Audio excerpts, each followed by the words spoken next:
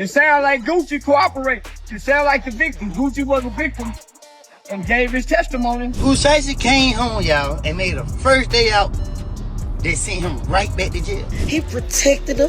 He kept him humble. He kept him 100. Gucci Mane just dropped a diss track called Crash Dummy. And in it, he basically hands the feds everything they need to know about the alleged kidnapping case against Pooh Shiesty. Names, details, what went down in that Dallas studio, all of it on a Zaytoven beat. And this is the same Gucci Mane who posted back in 2018 that you can't be a snitch. The same Gucci who built his entire reputation on being street. According to the DOJ, he gave a statement to Dallas police that night. According to his own lyrics, he's laying out exactly what happened when his own artist allegedly pulled a Draco on him. But here's where this gets crazy. This isn't just about a diss track anymore. Federal kidnapping charges could send Pooh Shiesty to prison for life, and rappers across the industry are going off. 50 Cent posted about it. Boosie responded with disgust. Rick Ross weighed in. Asian Doll went scorched earth. Waka Flocka refused to celebrate. Most of them aren't defending Gucci. By the end of this video, you're gonna understand exactly what happened in that Dallas studio, what Gucci said in Crash Dummy that has everyone calling him a snitch, how long Pooh Shiesty might actually be locked up, and why the hip-hop world is completely divided over this situation. Let me break it all down. To really understand how we got here, you gotta go back to April 2020, and that's when Pooh Shiesty signed a joint venture deal with Gucci Mane's 1017 Records and Atlantic Records. Shiesty had been building buzz since 2019 with his debut single, Hell Night, but Gucci was the one who came calling, and Shiesty was all in. His own words tell the story best. He told Billboard that he didn't know who else he would go to, that nobody was coming at him like Wak, that it just made perfect sense. Think about that for a second. This was supposed to be a mentor and mentee relationship. Gucci was the trap legend. Shiesty was the Memphis prodigy. And at first, it was working. June 2020, they dropped Still Remember together. And by November, they had Back in Blood with Lil Durk. That song peaked at number 13 on the Billboard Hot 100. And it's now certified 8 times platinum. February 2021 brought Shiesty's debut mixtape called Shiesty Season, which landed at number 4 on the Billboard 200 with 62,000 first-week units. And he became an XXL freshman, while Billboard named him their inaugural Hip-Hop Rookie of the Month. Real talk, Pooh Shiesty was the biggest artist 1017 Records had ever developed. This wasn't just another signing. This was Gucci's crown jewel. But then the legal troubles started piling up. 3 separate shooting incidents changed everything. A Memphis gas station situation in July 2020, a Bay Harbor Islands incident in October 2020, and the King of Diamonds strip club in Miami in May 2021, all led to federal firearms conspiracy charges. January 4th, 2022, Shiesty pleaded guilty. April 20th, 2022, a federal judge handed him 63 months in prison, which breaks down to 5 years, and 3 months plus 3 years of supervised release. Now here's where it gets interesting. While Shiesty sat locked up at USP Pollock, a high-security facility in Louisiana, Gucci was out here publicly advocating for him. December 2022, Gucci called out the inhumane prison conditions and even tagged President Biden. Then October 2024 brought a major move. Gucci dropped nearly every artist from 1017 Records. Everyone except Pooh Shiesty and Fujiano, both of whom were still incarcerated. His Instagram statement read that this was a decision he didn't want to make, and he added that he was looking for new talent to pair with Pooh and Fu. Let that sink in. Gucci cleared his entire roster specifically to build around Shiesty when he came home. October 2025, Shiesty earned early release thanks to good behavior credits in the First Step Act, having served about 3 years. Gucci welcomed him back publicly with a post saying, "Welcome home, Pooh Shiesty. The main slime is back." December 2025, Shiesty dropped FDO, which stands for First Day Out, and it went straight to number 1 on Billboard's Hot Rap Songs chart and number 12 on the Hot 100. Everything looked perfect. The comeback was happening.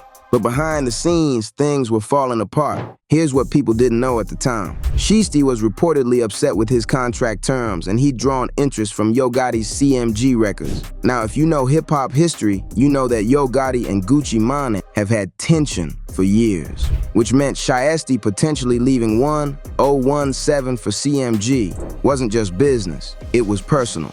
Gucci had just cleared his entire roster to build around Shiesty, and he wasn't about to let his star walk away. And allegedly, Shiesty wasn't trying to wait for lawyers and negotiations. What happened next changed everything. January 10th, 2026, Lumina Studios, Dallas, Texas. According to the DOJ criminal complaint, Pooh Shiesty arranged a meeting with Gucci Mane and 2 associates. The supposed purpose was to discuss his 2017 contract.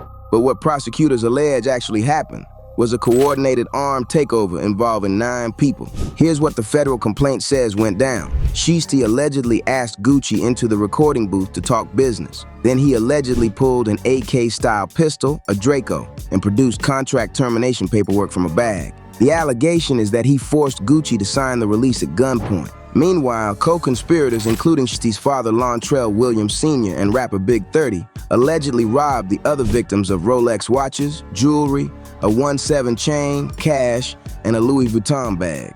One victim was allegedly choked to near unconsciousness while Big 30 reportedly barricaded the studio door and filmed Gucci verbally releasing Shiesty from his contract. Now check this. Shiesty was on federal home confinement with an ankle monitor at the time.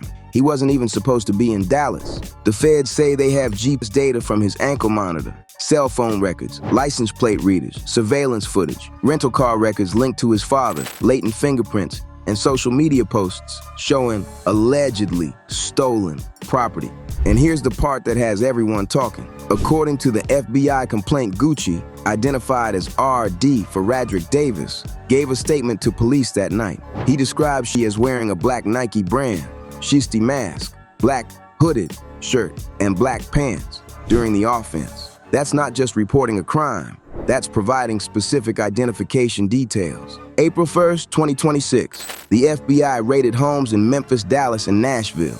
9 people got arrested and charged with conspiracy to commit kidnapping and robbery, and those charges carry up to life in prison. April 8th, 2026, Magistrate Judge Renee Harris Tolliver denied Shiesty bail and told him directly that she couldn't find any conditions to offer that hadn't already been granted to him. And then 2 days later, Gucci dropped Crash Dummy. April 10th, 2026, midnight, Gucci Mane released Crash Dummy with production by Zaytoven. He teased the cover art on Instagram the night before with comments turned off. This was his first public statement on the incident after 3 months of silence, and it wasn't subtle. Let me break down what he says in this track because this is where the snitching allegations really come from. One of the most legally significant lines references signing paperwork under duress. Under duress is a precise legal term that means coercion. By using that exact phrase, Gucci is essentially confirming the prosecution's central allegation that contract paperwork was signed at gunpoint. And at the same time, he's establishing that any such signature would be legally invalid.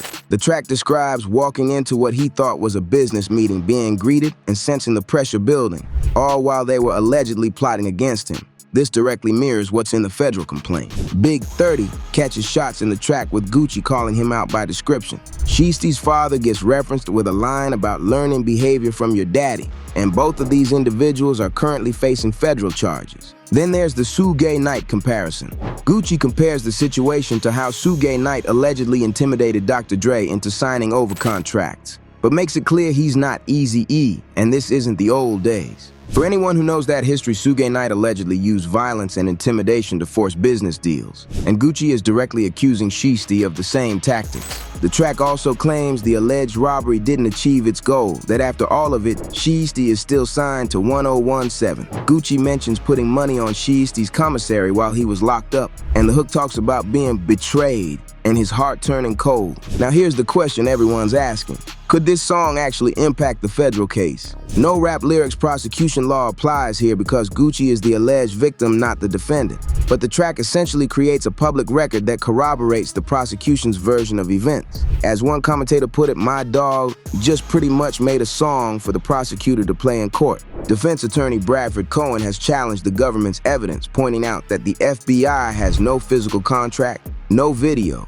no recovered guns, and no recovered jewelry. He called it a he said type of case. But when one of the he said sides just released a detailed musical account of exactly what allegedly happened, that changes the dynamic. Let me keep it real with y'all. This is where the hip-hop community is completely split. One side says Gucci snitched. The DOJ complaint references him, providing a physical description to police, and the song lays out details that match the federal allegations. He's essentially dry snitching, putting information out publicly that the prosecution can use. And here's what makes it worse for Gucci. There's an old video from 2018 resurfacing where Gucci himself said, "You can't be a snitch." The irony is not lost on anyone. The other side argues Gucci was the victim of an alleged kidnapping at gunpoint. His security team, which reportedly includes retired law enforcement officers, called the police that night. The FBI even admitted they haven't formally interviewed him yet, and one of Big 30's lawyers confirmed Gucci has said he won't testify. The feds already had overwhelming independent evidence, including the ankle monitor, GPS, surveillance footage, fingerprints, and social media posts of allegedly stolen property. The comparison to 6ix9ine keeps coming up, but there's a fundamental difference. 6ix9ine cooperated against his own co-conspirators, while Gucci is the alleged crime victim. But here's my take on this. Even if Gucci had every legal right to report being kidnapped, even if his security made the call, even if the feds had evidence without him, dropping a diss track that narrates the entire incident while your former artist is sitting in federal custody awaiting trial is a choice. That's not just self-defense, that's putting everything on record in the most public way possible. And the hip-hop world noticed. Reactions came fast, and most of them weren't in Gucci's favor. 50 Cent posted a since-deleted Instagram comment highlighting the contradiction between Gucci's past boasts about street activities and his current cooperation with federal authorities. Classic 50, pointing out the hypocrisy without directly saying it. Boosie Badazz responded to Crash Dummy with a single disgusted SMH, 3 letters that said everything. DJ Academic summed up what a lot of people were thinking when he said getting robbed by your artist, making a police report, then dissing the dude for robbing you is crazy. Rick Ross had the most measured take. Speaking from Prague on April 3rd, he said Guwap most definitely didn't deserve that, and he doesn't want to see this for the little homie Pooh Shiesty. But then he added some real advice, that you can't muscle your way out of no business, and it don't go that way. Ross even revealed he had once gotten Yo Gotti and Gucci on the phone together trying to broker peace, which means Ross was actively trying to prevent this exact type of situation. I don't like it for either side. You know what I'm talking about? Guwap most definitely didn't deserve that, and I don't want to see this for the little homie Pooh Shiesty, but this is when niggas gotta be educated and understand. In business, you gotta negotiate, my nigga. You gotta negotiate. If you were signed for 100K and now you got 10 M's on the table, it's time to negotiate. This how we do this. Boom, boom, boom, boom, boom, boom. Everybody win. Let's go. That's how I gotta go, my nigga. Asian Doll went completely scorched earth. As a former 1017 artist who fought to leave the label herself, she had receipts. She alleged the label systematically signs kids from the poor ghetto that's active in the streets and exploits them. She defended Shiesty's frustration by saying Pooh couldn't fight to get out his deal cause he was in jail and Gucci was holding on cause he could. Waka Flocka Flame, Gucci's first major protege, who had a bitter falling out with him years ago, refused to celebrate the situation. And then there's the viral video of an Atlanta inmate throwing Gucci's autobiography over a prison railing. That image became the visual symbol of how the streets are viewing this whole situation. Meanwhile, 21 Savage was filmed bumping Shitty's FDO, which sparked debates about loyalty since 21 is also an Atlanta artist like Gucci. Real talk, the consensus in the hip-hop community is leaning heavily against Gucci on this one. Now let me expand this beyond just Gucci and Shiesty, because there's a pattern here that nobody can ignore. 1017 Records has a body count, and I'm not even exaggerating.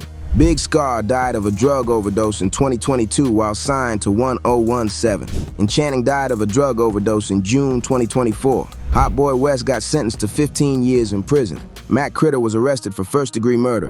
Roboy claimed the 1017 chain Gucci gave him was fake, then got arrested in Florida. Fujiano remains incarcerated on separate federal charges, and that's just the recent roster. Go back further, and you've got the Waka Flocka split in 2013 that involved lawsuits and accusations of financial theft. Young Thug's early career was entangled with 1017 before Gucci claimed to have sold his contract on Twitter. Fans have started calling the label cursed, and one Instagram commenter put it perfectly when they said Gucci Mane label is equivalent to the Hunger Games, and Asian Doll is like Katniss. Gucci's wife, Kishia Kaoir, has publicly rejected the cursed label. But at a certain point, you have to ask, what's the common denominator here? Is it bad luck? Is it the dangerous environments these artists come from? Or is there something systemic about how 1017 operates? Asian Doll seems to think it's the latter, and now Shiesty allegedly tried to muscle his way out rather than wait for legal options. This goes deeper than one incident. Now let's talk about what Shiesty is actually looking at here, because this is serious. He's currently sitting in federal custody in Dallas after being denied bail,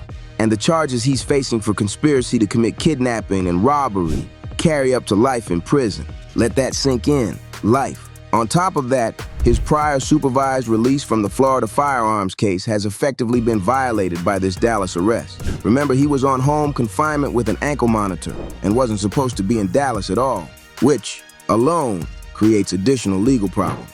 Defense attorney Bradford Cohen, who previously represented Lil Wayne and Kodak Black, is challenging the prosecution's evidence at every turn. He's pointing out there's no physical contract recovered, no video of the alleged incident, no recovered guns, and no recovered jewelry. But the prosecution has the ankle monitor, GPS data, proving Shiesty was in Dallas when he wasn't supposed to be. They have surveillance footage. They have 9 co-defendants. They have what appears to be victim cooperation. No trial date has been set yet, but when you're facing federal kidnapping charges with this much alleged evidence, the federal conviction rate is over 90%. Even if Shiesty beats the most serious charges, he's likely looking at years added to his sentence just for the supervised release violation. He just got out in October 2025 after serving 3 years, and now he might be going back for decades. That's the reality of this situation. While the hip-hop world debates whether Gucci snitched, Shiesty is sitting in a federal holding facility looking at the possibility of never being free again. Now let me present the other side here, because there is a defense argument being made. Shiesty's lawyer has been fighting back publicly, and they've pointed out what the government doesn't have, which includes no physical contract that was allegedly signed at gunpoint, no video of the actual incident inside the studio, no recovered firearms, and no recovered jewelry.